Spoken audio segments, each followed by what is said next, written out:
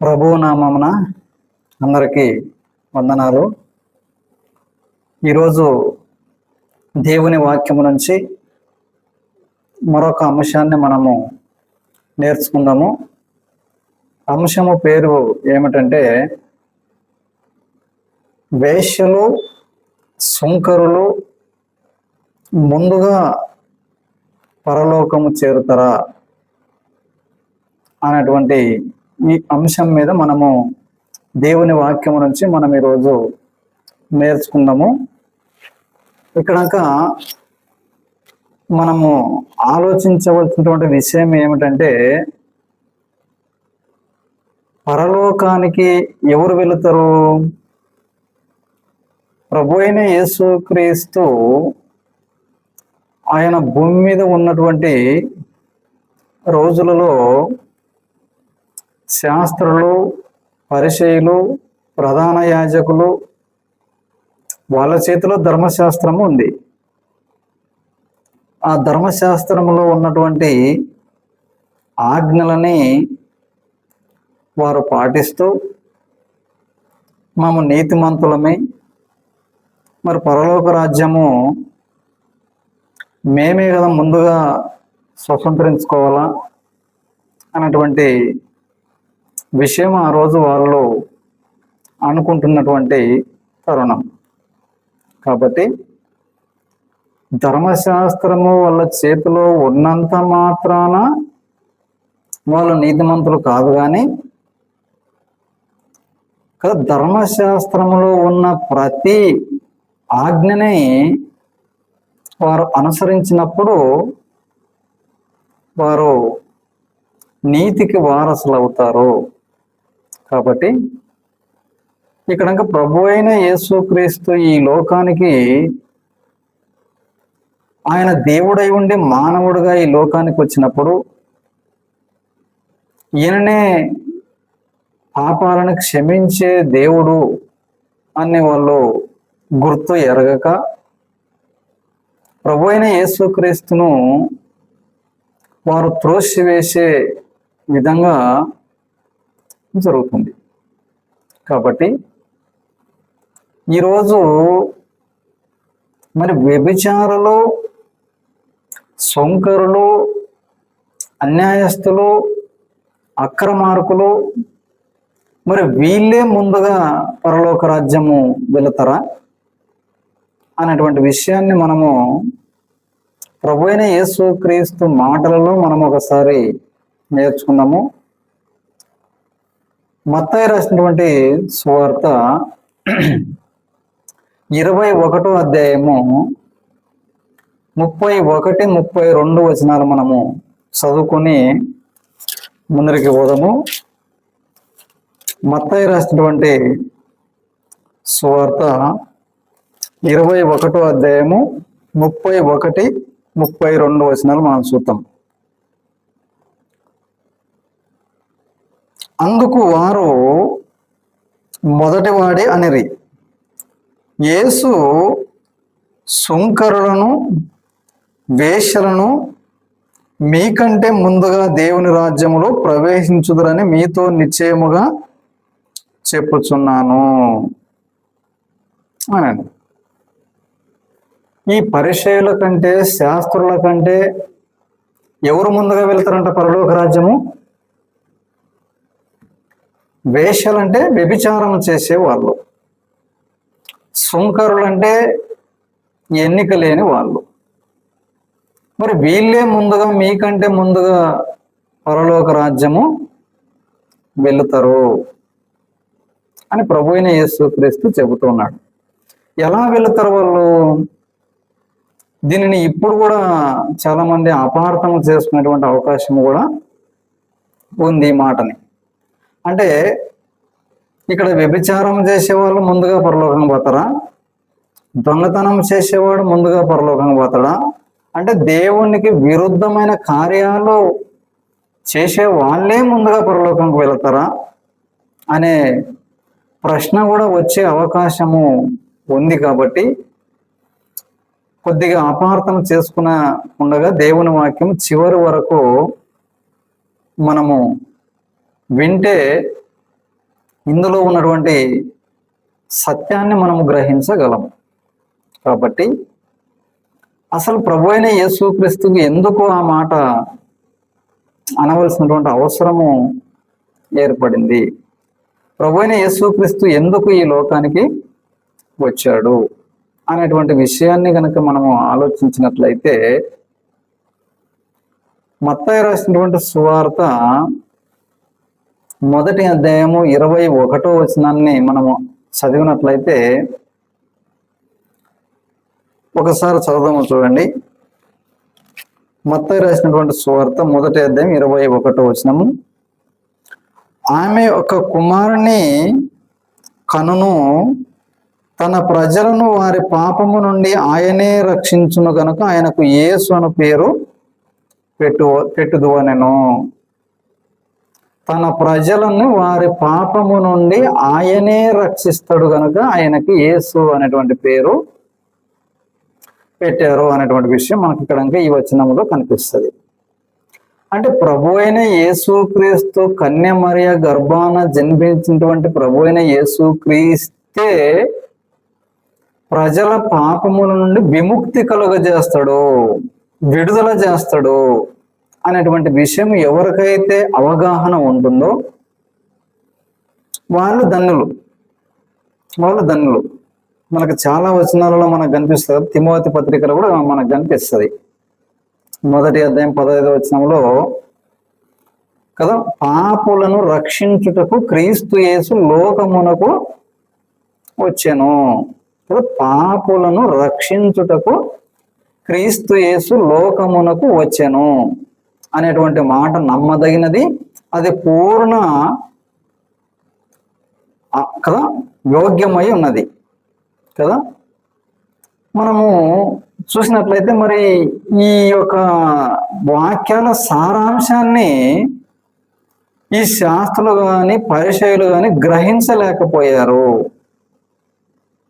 అంటే మేము ధర్మశాస్త్రం మా చేతిలో ఉంది కాబట్టి మేము నీతిమంతులము కాబట్టి మరి నీతిమంతులు ముందుగా వెళ్ళాలి కదా పరలోకము కదా. నీతి మంతులు ముందుగా పరలోకం వెళ్ళాలి కదా. వేశ్యలు సుంకరులు ఎలా వెళతారు పరలోకం అనేటువంటి తత్వము ఆ యేసు ప్రభు చెప్పేటువంటి మాటలు వాళ్ళకి అర్థం కాలేదు. ఒకసారి మనము చూసినట్లయితే ఈయన ప్రవక్త అయితే పాపులతో సహవాసం చేస్తాడు ఏంది కదా. పాపులతో తిరుగుతున్నాడు, పాపులతో సహవాసం చేస్తూ ఉన్నాడు కదా. పాపుల ఇళ్ళ దగ్గరికి వెళ్తున్నాడు, వాళ్ళతోనే భోజనము చేస్తూ ఉన్నాడు.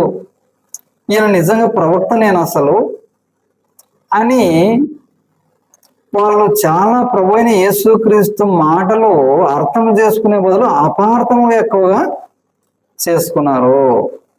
కాబట్టి ఒకసారి మనము 9వ అధ్యాయము 10వ వచనం చూద్దాం చూడండి. మత్తయి రాసినటువంటి సువార్త 9వ అధ్యాయం 10వ వచనం చూద్దాం ఒకసారి.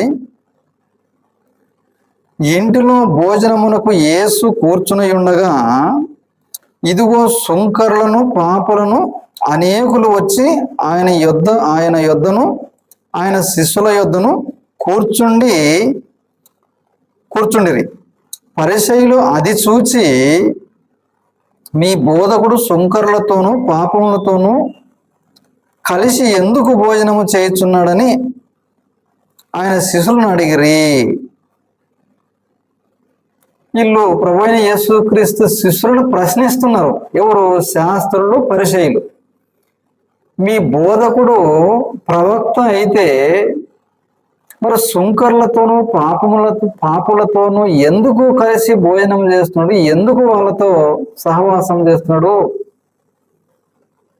అని వాళ్ళు ప్రభు అయిన యేసుక్రీస్తు శిష్యులను అడుగుతూ ఉన్నారు ఈ పరిచయులు, శాస్త్రులు. అప్పుడు ఆయన ఏమంటాడు? కిందకి 12వ వచనం చూద్దాం. ఆయన ఆ మాట విని, రోగులకే గాని ఆరోగ్యము గల వారికి వైద్యుడు అక్కరలేదు కదా. అయితే నేను పాపులను పిలువ వచ్చి తిని గాని నీతిమంతులను పిలువ రాలేదు.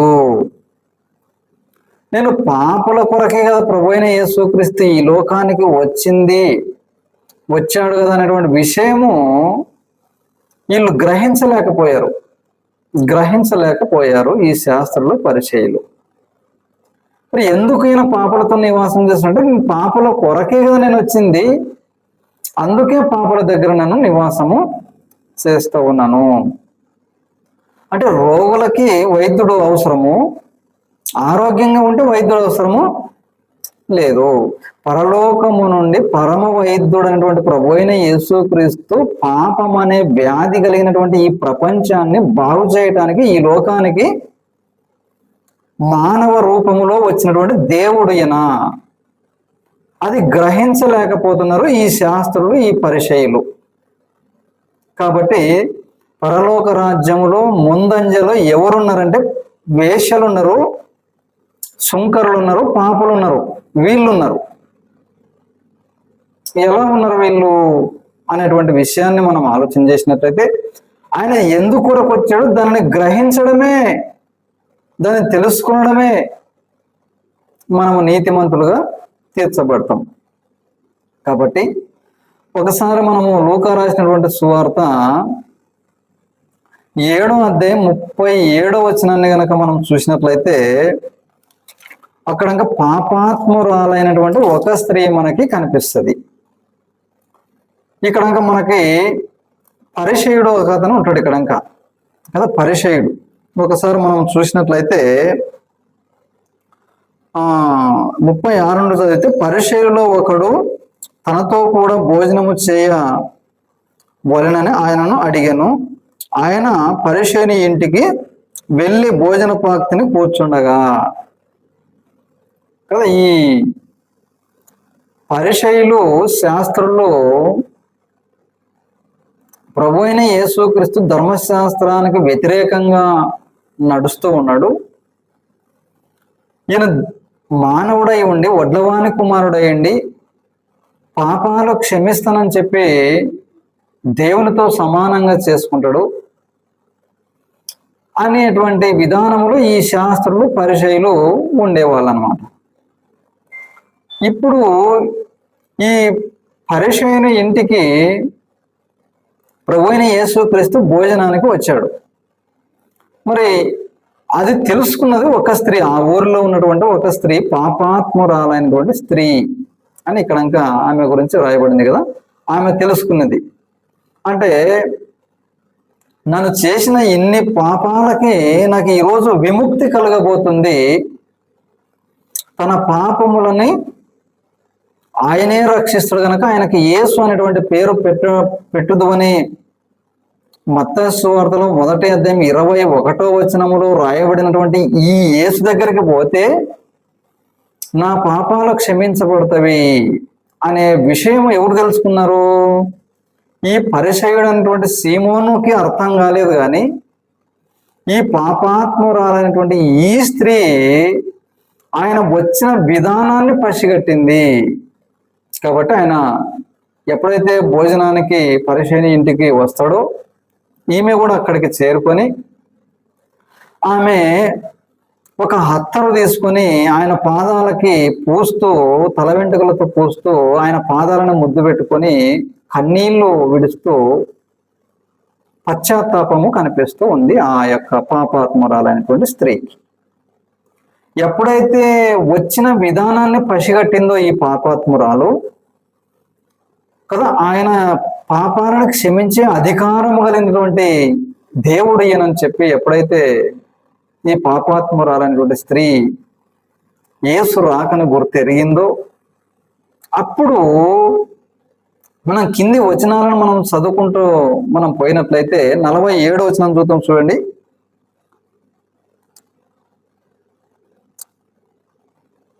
ఆమె విస్తారముగా ప్రేమించను గనక ఆమె యొక్క విస్తార పాపములు క్షమించబడెనని నీతో చెప్పుచున్నాను కదా. ఇక్కడ మనం చూసినట్లయితే ఈ షీమోను మనం మధ్యన కొన్ని వచనాలు చదువుకున్నట్లయితే, ఈ పాపాత్మురాలైన స్త్రీ ప్రభు అయిన యేసుక్రీస్తు పాదాలు పట్టుకున్నప్పుడు తనలో తాను బయటికి అనకుండగా ఈయన ప్రవక్త అయిన ఎడల ఆయన పాదాలు పట్టుకున్నటువంటి స్త్రీ ఎటువంటిదో ఎరగవచ్చు కదా, తెలుసుకునవచ్చు కదా, మరి ఎందుకు ఆమెను ముట్టనిస్తాడు అని తనలో తాను సనుక్కున్నప్పుడు అప్పుడు ప్రభు అయిన యేసుక్రీస్తు, నీవు నన్ను ప్రేమించలేదు సీమోను, నీ ఇంటికి వచ్చినప్పుడు నా కాళ్ళు కడుక్కోవడానికి నీళ్ళు ఇవ్వలేదు కానీ, తుడుచుకోవటానికి టవ్వాలు ఇవ్వలేదు కానీ, నీ ఇంటికి వచ్చినప్పటి నుంచి ఈమె నా పాదాలు పట్టుకొని నన్ను ప్రేమిస్తూ ఉన్నది. కాబట్టి ఈమె విస్తారముగా నన్ను ప్రేమించింది. నన్ను వచ్చిన ఈ లోకానికి నేను వచ్చినటువంటి ఏ పని మీద అయితే ఈ లోకానికి నేను వచ్చానో ఆ పనిని గుర్తు ఎరిగింది కాబట్టి ఈమె విస్తార పాపములు క్షమించబడెను అని చెప్తాడు. అంటే ఇప్పుడు ఈ సీమోన్ అనేటువంటి పరిశీలి దగ్గర ఏముంది? ధర్మశాస్త్రం ఉంది. ఈయన యేసు ప్రభు రానంత వరకు ఏ స్థితిలో కొనసాగాడు అంటే ఒక నీతిమంతుడుగా కొనసాగుతూ ఉన్నాడు. ఎందుకంటే ఆయన చేతిలో ధర్మశాస్త్రము ఉంది కాబట్టి ఈ శాస్త్రంలో పరిశీల దగ్గర వాళ్ళు మేము నీతిమంతులము అనే విధానంగా వాళ్ళు కొనసాగే వాళ్ళు అనమాట. వీళ్ళందరూ ఎవరు? ఈ స్త్రీ లాంటి వారు అనేకులు అపవిత్రులు కదా, వ్యతిరేకంగా ఉన్నటువంటి వాళ్ళు. కాబట్టి వీళ్ళకి అసలు దేవుని యొక్క దేవుని దగ్గర వీళ్ళకి ఏమాత్రం స్థానము లేనే లేదు అని అనుకునేటువంటి వాళ్ళు వీళ్ళు పరిచయులు. మరి ఇప్పుడు ఈ పరిచయ దగ్గర ధర్మశాస్త్రం ఉన్నా, వీళ్ళ ఆజ్ఞలు కొంత మటుకు పాటించిన, మరి ప్రభు అయిన యేసుక్రీస్తు దేని కొరకు ఈ లోకానికి వచ్చాడనేటువంటి సంగతి ఈమె కంటే వీళ్ళకే ముందు తెలియాలి కదా. ఎందుకు? వీళ్ళ చేతిలో ధర్మశాస్త్రం ఉంది కదా, వీళ్ళకే ముందుగా తెలియాలి కదా. అంటే వీళ్ళు గ్రహించలేకపోయారు, ఈమె గ్రహించింది. కాబట్టి ఇప్పుడు ఎవరు పరలోక రాజ్యానికి ముందుగా వెళ్ళిరే కదా? పాపి అనుకున్నవాడు, పనికిరాడు అనుకునేవాడు కదా, ఏమిటికి అర్హత లేదు అనుకునేటువంటి వాళ్ళు ప్రభు అయిన యేసుక్రీస్తు రాకను గుర్తెరిగి ఆయన దగ్గరకు వచ్చి ఆయన పాదాలు పట్టుకొని పాపాలు క్షమించమని పశ్చాత్తాప పడ్డారు. కాబట్టి ఇప్పుడు ముందు లైన్లో ఎవరుండరు? ఈ పరిచయాల కంటే కూడా ఇప్పుడు ఈ పాపాత్మురాలైనటువంటి స్త్రీనే ఈ పరలోక రాజ్యములో ముందు వరుసలోనికి వచ్చింది. కాబట్టి ఈ రోజు ఆ రోజు జరుగుతున్నటువంటి సిచ్యువేషన్ ఇది. మరి ఈ రోజు కూడా అంటే ఈ రోజు నాన్న కూడా వ్యభిచారం చేస్తా, దొంగతనం చేస్తా, అయితే నాన్న కూడా పరలోక రాజ్యంలో ముందుగానే ఉంటాననేటువంటి విషయము కొంచెం అపార్థం చేసుకున్నటువంటి విషయం కూడా ఇక్కడ ఇంకా ఉంది. కాబట్టి అలా అపార్థం చేసుకోవద్దండి. ఆ రోజు జరుగుతున్నటువంటి సిచ్యువేషన్. ఒకవేళ ఈ రోజు కూడా ఒకవేళ పరిశీలన తీరు ఎవరైనా ఉంటే కదా, తన స్వనీతిని కనుక ఒకవేళ స్థాపించుకున్నట్లయితే ఈ రోజు కూడా ఒకవేళ మానవుడు అనేటువంటి వాడు నీతిమంతుడు లేడు, ఒక్కడును నీతిమంతుడు లేడు, ఏ భేదము లేదు, అందరూ పాపము చేసి దేవుడు అనుగ్రహించు మహిమను మనము పొందలేకపోతున్నాం. కాబట్టి మనము నీతిమంతులము కాదు. కాబట్టి మరి నీతిమంతులం అయినట్లయితే ప్రభువైన యేసుక్రీస్తు ఈ లోకానికి వచ్చే అవసరము లేదు కదా, ఏ భేదము లేదు. అందరూ అంటే ఇక్కడ ఎవరు కూడా మినహాయింపు లేదు, ప్రతి ఒక్కరు కూడా పాపులే. కాబట్టి కాకపోతే వీళ్ళు పాపులుగా గుర్తెరిగారు. వీళ్ళు ధర్మశాస్త్రం ఉన్నప్పటికీ కూడా దొరకనట్లు వీళ్ళు ఉండరు అన్నమాట. కాబట్టి ఏ భేదము లేదు, అందరూ పాపులే కదా. ఒక వచనాన్ని మనం చూసినట్లయితే ఆది కాండంలోన దేవుడు చెప్తాడు, ఒక మాట చెప్తాడు. ఏమని చెప్తాడంటే, అప్పుడు అందరూ తమ మార్గాన్ని చెడిపి వేసుకుని పాపం చేశారు, వాళ్ళు భూలోకములో వాళ్ళ మార్గాన్ని వాళ్ళు చెరిపి వేసుకున్నారు. కాబట్టి జలప్రలయంతోనే వాళ్ళని తీసివేయాలని చెప్పేసి ఆ రోజు దేవుడు తీసివేసినప్పుడు, మరి తీసివేసిన తర్వాత కూడా ఈ నోవహు కుటుంబాన్ని మాత్రమే పక్కకు పెట్టి ఆ కుటుంబము ద్వారా విస్తరింప చేయాలనేటువంటి దేవుని యొక్క సంకల్పం ఉన్నప్పుడు, మరి ఆ కుటుంబంలో ఉన్నటువంటి మనుషులు నీతిమంతులుగా ఉండాలి కదా. వాళ్ళు మిగిలినటువంటి వాళ్ళు పాపులు, వాళ్ళందరూ చనిపోయారు, ఆ జలప్రలయంలో మునిగిపోయారు. మరి మిగిలినటువంటి వాళ్ళు నీతిమంతులుగా నీతిగా ఉండాలి కదా. వాళ్ళ స్థితిగతులు ఏ విధంగా ఉండవు, దేవుడు ఏమని మాట్లాడుతున్నాడు అని మనం ఆలోచన చేసినట్లయితే 8వ అధ్యాయం 21 వచ్చినాము ఒకసారి ఆదికాండం మనం చూసినట్లయితే అక్కడ ఒక మాట చెప్తాడు దేవుడు, చూడండి ఒకసారి 8వ అధ్యాయం 21 వచ్చినాం. అప్పుడు యెహోవా ఇంపైన సువాసన సామ్రాంచి నాగ్రహించి ఇక మీదట నరులను బట్టి భూమిని మరలా శపించను. ఎందుకనగా నరుల హృదయాలోచన వారి బాల్యము నుండి చెడ్డది, నేనిప్పుడు చేసిన ప్రకారము ఇకను సమస్త జీవులను సంహరింపను. కదా, వాళ్ళందరూ చనిపోయిన తర్వాత ఈ కుటుంబం మాత్రమే మిగిలిన తర్వాత ఎందుకు ఈ మాట మాట్లాడుతున్నాడు అంటే, బాల్యము నుండే ఊహ అంతయు చెడ్డది. చెడిపోయిన వాడు ఏ మాత్రం అరికాలు మొదలుకొని నడినెత్తి వరకు ఏ ఒక్క మూల కూడా మనిషిలో మంచితనం అనేటువంటిది లేదు అనేటువంటి విషయం ఇక్కడ ఇంకా పక్కకు పెట్టిన కుటుంబాన్ని మాట్లాడుతున్నాడు ఈయన కదా. పాపం చేసి చనిపోయినటువంటి వాళ్ళందరూ చనిపోయి పక్కకు పెట్టినటువంటి కుటుంబంలో ఏదో ఒక మూల దొరకాలి కదా, మంచిది లేదు అనేటువంటి విషయం స్పష్టంగా మనకి కనిపిస్తుంది.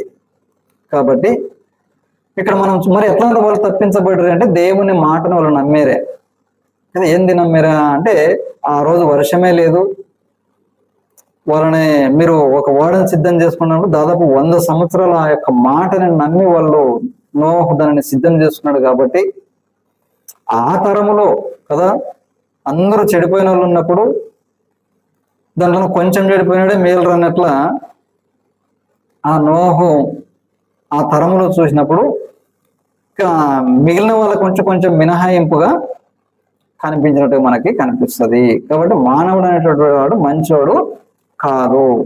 కాబట్టి ఇక్కడ ఇంకా బాల్యము నుండే హృదయం యొక్క తలంపుల అరికాలు మొదలుకొని నడినెత్తి వరకు ఏ మాత్రం మంచి ఆలోచన లేదు మనుషుడు. కాబట్టి నీతిమంతుడు లేడు కదా, ఒక్కడును నీతిమంతుడు లేడు అని రోమపత్రికలో మనకి 3వ అధ్యాయం 11వ వచనంలో మనం చూసుకుంటాం. అందరూ త్రోవ తప్పి ఏకముగా పనికి మాలిన వారై ఉన్నారని చెప్తాడు. అదే 23 వచనంలో ఏమంటాడు, ఏ భేదము లేదు, అందరూ పాపము చేసి దేవుడు అనుగ్రహించి మహిమని మనం పొందలేకపోతున్నాం. మరి అందరూ పాపులు అయినప్పుడు మరి ఇప్పుడు ప్రభువైన యేసుక్రీస్తు ఒకరి కొరకు రాలేదు, కొందరి కొరకు రాలేదు, అందరూ పాపులు అయ్యారు. కాబట్టి అందరి కొరకు ఆయన వచ్చాడు. మరి వచ్చిన స్థితిని మనం గుర్తెరిగి ఆయన పాదాల చెంతకు చేరి పశ్చాత్తాప పడినప్పుడు మనము చేసిన పాపానికి ప్రాయశ్చిత్తం అనేటువంటిది కలుగుతుంది.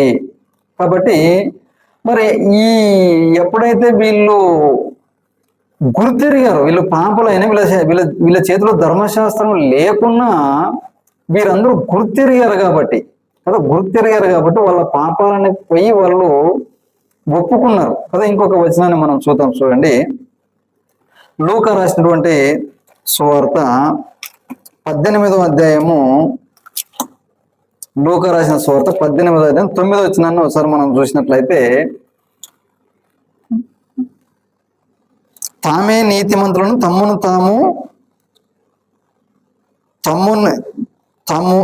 తామే నీతిమంతులమని తమ్మునుకొని ఇతరులను తృణీకరించు కొందరితో ఆయన ఈ ఉపమానం చెప్పెను. ప్రార్థన చేయుటకై 2 మనుషులు దేవాలయంలోనికి వెళ్ళిరి. వారిలో ఒకడు పరిసయ్యుడు, ఒకడు సుంకరి. ఇక్కడ 2 వచ్చారు చూడండి. ఇక్కడ పరిసయ్యుడు, సుంకరుడు. ఇప్పుడు ప్రభువైన యేసుక్రీస్తు మనం మొదట్లో ఏం చూసాము, సుంకరులను పాపులను పరలోక రాజ్యములు ముందుగా వెళుతారు అని చెప్పాడు కదా. మరి ఇప్పుడు ఇక్కడ సుంకర్ అనేటువంటి ఒక అతను వచ్చాడు, పరిసయ్యుడు అనేటువంటి ఒక అతను వచ్చాడు. ఇక్కడ ప్రార్థన చేసేదానికి 2 దేవాలయానికి వచ్చారు. వీరి ప్రార్థన ఏ విధంగా ఉందో చూడవచ్చు. పరిసయ్యుడు నిలవబడి 11వ వచనం, పరిసయ్యుడు నిలవబడి, దేవా, నేను చోరులను, అన్యాయస్తులను, వ్యభిచారులైన ఇతర మనుషుల వలనైనను ఈ సుంకరి వలనైనను ఉండనందుకు నీ కృతజ్ఞతలు చెల్లించుచున్నాను. వారమునకు 2 మారులు ఉపవాసము చేయొచ్చు, నా సంపాదన అంతట్లో 10వ వంతు చెల్లించుచున్నానని తనలో తాను ప్రార్థించుచుండెను. ఈ పరిసయ్యుడు ఏమని ప్రార్థన చేస్తాడు? ఈ పక్కల సుంకర అనేటువంటి వాడు ఉండడు కదా, వాడు వ్యభిచారి, దొంగ, పాపి, వాని తీరు నన్ను లేను అంటే నన్ను వ్యభిచారిని కాదు, దొంగని కాదు, పాపిని కాదు. ఎందుకు? నా చేతిలో ధర్మశాస్త్రం ఉంది కదా, ఆ ధర్మశాస్త్రం నేను పాటిస్తున్నాను. వారానికి 2 సార్లు ఉపవాసం చేస్తున్నాను. తర్వాత నాకు వచ్చేటువంటి సంపదలో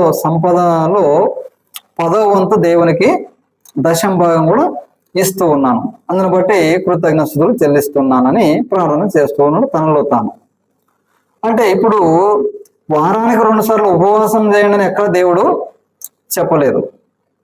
మరి ఆ 10వ వంతు కూడా దేవుడేం అడగలేదు. వీళ్ళు ఇస్తామని చెప్పి దాన్ని ఆ పాత నిబంధనలోన దేవుడు అంగీకరించాడు తప్ప దేవుడేం అడగలేదు. కాబట్టి ఈ ఉపవాసం చేసేదానికి, ఈ 10వ వంతు ఇచ్చేదానికి నన్ను నీతిమంతుణ్ణి అనేటువంటి ఫీలింగు ఈ పరిచయంలో ఉన్నట్టుగా మనకి కనిపిస్తుంది. మరి ఇప్పుడు ఇక్కడ సుంకర్ అనేటువంటి వాడు ఉన్నాడు కదా, ఈయన ఏ రకంగా ఉంది ప్రార్థన? 13 వచనం చూద్దాం చూడండి ఒకసారి. అయితే సుంకరి దూరముగా నిలుచుండి ఆకాశం వైపు కన్నెత్తుటకైనను ధైర్యము చాలక రొమ్ము కొట్టుకొనుచు, దేవా పాపినైనా నన్ను కరుణించుమని పలికెను. ఇతని దగ్గర ఏమి లేదు, దేవునికి ఇవ్వటానికి ఏమీ లేదు. ఈయన ఒకటి గుర్తెరిగాడు, నేను పాపిని అనేటువంటి విషయము గ్రహించాడు. మరి ఈ పాపం ఎవరు తీసివేస్తారు అంటే దేవుడు తీసేస్తాడు ఈ పాపాన్ని. ఆ దేవుని సన్నిధికి మనం వెళ్ళాలా, ఆ దేవుని పాదాల చెంతకు చేరి నేను చేసినటువంటి పాపాన్ని ఒప్పుకొని పశ్చాత్తాపడాలా అనే విషయాన్ని గ్రహించాడు ఈ యొక్క సుంకరి. కాబట్టి ఇప్పుడు కిందికి చూసినట్లయితే ఈ పరిచయన కంటే ఈ సుంకరే నీతిమంతుడుగా తీర్చబడి ఇంటికి వెళ్ళను అనేటువంటి విషయం ఇక్కడ రాయబడి ఉంది మనకి. కాబట్టి ఇప్పుడు ఇక్కడ భూమి మీద కొన్ని లెక్కల ప్రకారంగా చూసుకున్నట్లయితే ఈ దేవుని రాజ్యానికి, పరలోక రాజ్యానికి ఏమాత్రం కూడా అర్హుడు కాదు ఈ సుంకరి. మరి ఎవరు అర్హులు? ఈ పరిచయుడు అర్హుడు. కాబట్టి మరి ఇప్పుడు అర్హుడని తనను తాను అనుకుంటున్నాడు. ఇక్కడ ఇంకా తనను తాను అనుకుంటున్నాడు. కాబట్టి ఒకసారి ఇన్ని చేసినా కూడా నాకు కూడా ప్రభు అయిన యేసుక్రీస్తు అవసరము, నేను కూడా పాపినే, నా దగ్గర కూడా ఏ మంచితనం కూడా లేదు, కాకపోతే నటిస్తున్నాను, ఇవి మనుషులకు తెలియకుండా నటిస్తున్నాను అనేటువంటి విషయము బయట పెట్టకుండా నేను నీతిమంతునని ప్రూఫ్ చేసుకునేటువంటి ప్రయత్నము చేస్తూ ఉన్నాడు ఈ పరిచయుడు. కాబట్టి ఇప్పుడు యథార్థంగా ఈ సుంకర్ అనేటువంటి ఈయన వచ్చి ప్రభువైన యేసుక్రీస్తు పాదాల చెంతకు చేరి పాపినైన నన్ను కరుణించుము కదా, ఆకాశం వైపు కనులెత్తుటకైనను ధైర్యము చాలక ఈ పాపినైన నన్ను కరుణించుము అని ఆయన పశ్చాత్తాపంతో ప్రార్థన చేసి ఆ ప్రభువు సన్నిధిలో తన పాపాలని ఒప్పుకున్నట్టుగా మనకి కనిపిస్తుంది కదా. ప్రభు అయిన యేసుక్రీస్తు రాకని ఆయన గుర్తెరిగాడు. ఆయన పశ్చాత్తాపడు, ఆయన చేసిన పాపానికి పశ్చాత్తాపము చెందాడు. కాబట్టి ఆయన పాపానికి ప్రాయశ్చిత్తము జరిగింది. కాబట్టి పాపానికి ప్రాయశ్చిత్తం ఎప్పుడైతే జరుగుతుందో పరలోక రాజ్యానికి అర్హుడుగా ఎంచబడతాడు ఈ యొక్క సుంకరి. మరి ఇప్పుడు ఎవరు ముందు లైన్లోనికి వచ్చారు? ఈ ఇద్దరు ప్రార్థన చేయడానికి దేవాలయంలోనికి వెళ్ళారు కదా. మరి ఇప్పుడు పరిచయుని కంటే ఈ ముందు వరుసలోనికి వచ్చింది ఎవరు? సుంకరి.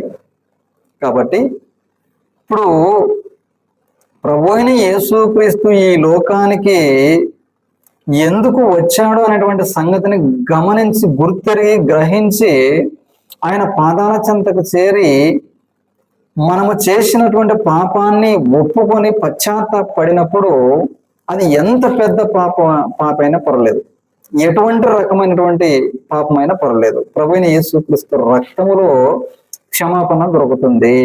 కాబట్టి అలాంటి వ్యక్తి వచ్చి ఒప్పుకొని నీతిమంతులుగా తీర్చబడినప్పుడు మరి ఈ ఏదో కాస్తో పోస్తో నాకు తెలుసు, దేవుడు తెలుసు అని చెప్పేసి ఆ యొక్క తనలో ఉన్నటువంటి పాపాన్ని గుర్తుపట్టకుండా, ఒప్పుకునకుండా నేను ఏదో నీతిమంతున్నా అనే విధంగా బ్రతుకుతున్నటువంటి వాళ్ళు ఈ రోజుగా చాలా మంది ఉన్నారు.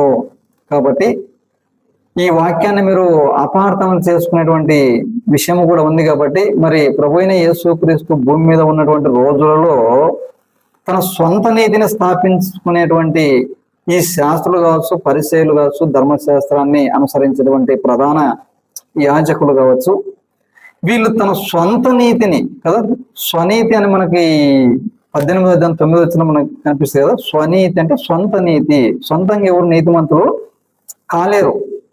ప్రభువైన యేసుక్రీస్తు పాదాల చెంతకు చేరి మన పాపాలు మనం ఎప్పుడైతే ఒప్పుకుంటామో ఆయన ఉచితముగా మనల్ని నీతిమంతులుగా చేస్తారు. రోమపత్రిక 3:24 వచనములో మనం చూసినట్లయితే 23లో ఏం కనిపిస్తుంది? ఏ భేదము లేదు, అందరూ పాపం చేసి దేవుడు అనుగ్రహించి మహిమను మనము పొందలేకపోతున్నాము.